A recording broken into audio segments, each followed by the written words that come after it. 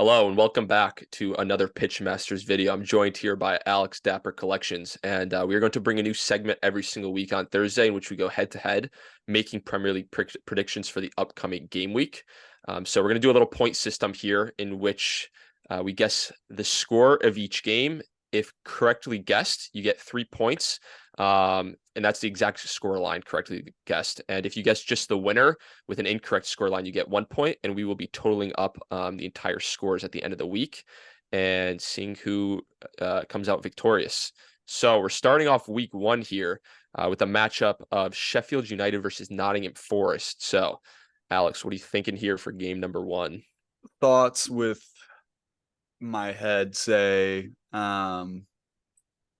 it's a draw all day, but I'm gonna go with my heart. I think Matt Turner coming back from a week 1 that was probably frustrating getting into the team, recently, and then just putting into a situation where it's like, some goals definitely did not seem to be his fault.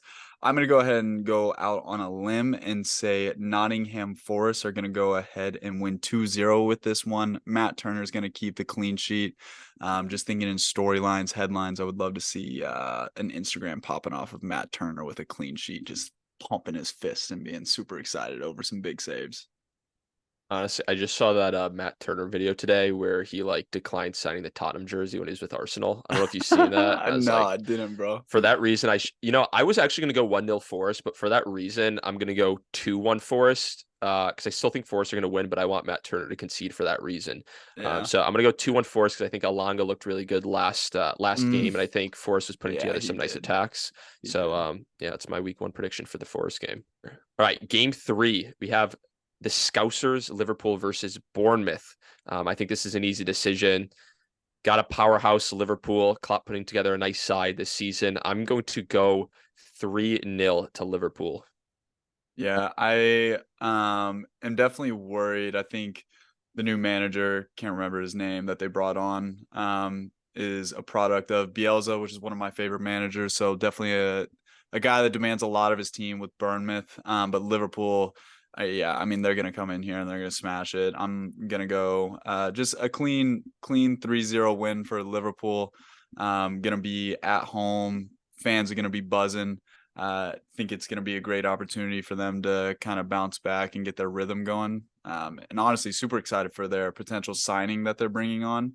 The guy from Stuttgart, you see him? He's defensive mid. He's like 30 years old, so not like anything crazy out of the woodworks of like a young guy bringing in, but definitely super excited for him to get into the squad potentially.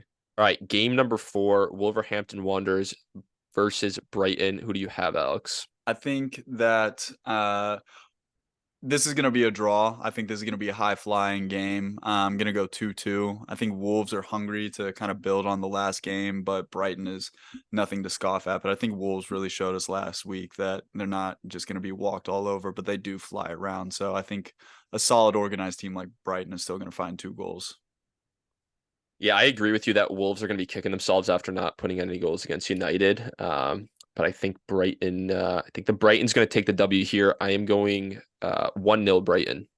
All right, game 5. We have the Cottagers versus the Bees, a London derby here. You know what? We played Brentford last week. Tottenham played Brentford. They looked pretty solid on the attacking front with Visa. I think Fulham, from an attacking standpoint, while winning game week 1 against Everton, it's going to be a long season for them, and I don't see a season for them that is consisting of a ton of goals. So I'm going to go. I'm going to go for a draw here. Actually, I was going to say leaning towards Brentford, but I'm going to go a draw, high scoring draw. Even though that contradicts my point of a season of not too many goals. I don't know why. I'm going 2-2. Yeah, no, I could see something like that happening. I mean, the defense of um Fulham, the Cottagers, as you said, definitely felt lucky against Everton, which makes me sad because our boy Tim Ream and Anthony Robinson are on the squad there. And I know Stevie isn't going to be excited with this, but I do think Thomas Frank brings a strong squad. And they score goals, man. So I am going to go with a little 2-1 win for the old Brentford Bees. They're just too solid in the attack, and I don't know that with the offensive issues that Fulham are facing up top that they're going to be able to kind of figure out their situation by the time game time rolls around. Game number 6, the big one. the one we're all waiting for. Tottenham Hotspur in North London versus Manchester United. Yeah. Dapper Collections. Talk to me. Your boys did not inspire a lot of confidence for me. Brentford could just be that good, but unfortunately, I think it's a case of you guys might just be that bad. And I think it's going to take a little bit more time to figure things out. Not a Manchester United truther by any means, but I see this being a 2-0 win for the old Manchester United. You can call me crazy. You can say I'm full of lost hope. But one thing's for sure. Matters and Basuma are bringing us the W this weekend, 2-1 to Tottenham. I actually have so much confidence in that Yeah. too. So much confidence. Yeah. It's all right. It's completely unwarranted, but That's not unwarranted. all right. So matchup number 7, we have Manchester City versus the Newcastle Magpies at the Etihad. I think this is honestly any big team's chance of beating City. It's only the second game week. Teams are still starting to gel, feel their chemistry, get into the new season grooves. So I think this is Newcastle's best chance. 2 top 4 sides, 2 Champions League sides going head to head. With that said, it's still Manchester City. It's still Pep Guardiola at home. I'm going to go Manchester City 3, Newcastle 1. I'm going to have to go with the old tie here. I think that it's going to be just I'm like I said, I'm big on the headline, so I can just see everybody saying Newcastle, they are here to stay, they are here to compete. They scored a lot of goals all week. They're going to be feeling confident, but like you said, it's Manchester City and Pep is going to have his team prepare. But I think that Newcastle showed a strong side last week, and I think they're going to be coming in super confident. I'm going to go with a 3-3 tie with the old Ooh. boys. Yeah, going to be a high scoring affair. And just one of those games that are going to be looked at the beginning of the season where it's like, oh man, the Giants were at it. All right, next up we have the Villains versus Everton, the best team in Liverpool. Alex, what are we doing here for the Villa versus Everton game? What are you thinking? Pains me to say it, but I do think Sean Dyche is going to have the team ready. Villa is going to be sorting out a completely new starting lineup on their back line after Tyrone Mings going down. I'm going to go with a 2-1 victory for the old Everton boys. I think that they had a lot of goals to be had last week against Fulham, and they're just probably tired of hearing the relegation talk. So they're going to be come out swinging. Predicting in Everton's favor as a Liverpool fan is sacrilegious and Yes. can actually lose you the right to be a To be Liverpool fan. yeah. But I think that Unai Emery is not going to accept 3-goal defeats in the Premier League. He's not that type of manager. So I'm going Villa 2, Everton 1. All right, another London derby here. We've got West Ham versus Chelsea. Chelsea looking good under Pochettino. West Ham without Declan. I know they're still trying to make some moves on the transfer market, but Chelsea just looked too good game week 1. I'm going the Blues to West Ham 0.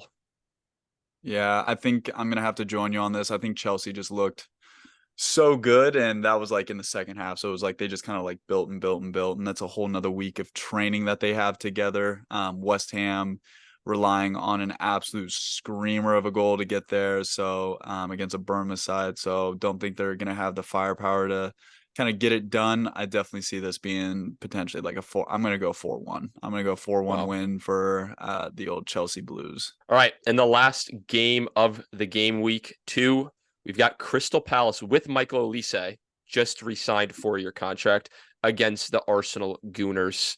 What are we thinking, Alex? Yeah, Arsenal can get wrecked every weekend, twice on a Monday, especially. I'm going to go with the Crystal Palace boys.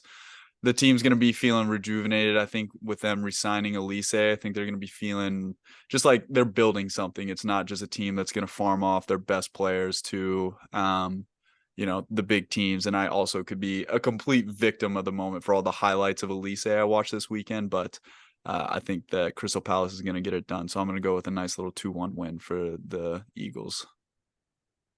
I see. All right, I'm going to go with 1-1 Palace Arsenal with a draw just because I hate Arsenal and I don't want them winning. So that's my answer. That's the predictions for game week number 2. We'll be back next Thursday with a little recap to see who took down the W. Once again, a victory correctly guessed is 1 point. Correctly guessed with the correct score line is 3 points, and we'll tally up the score. So appreciate you guys watching. If you stuck around, and we'll see you in a week.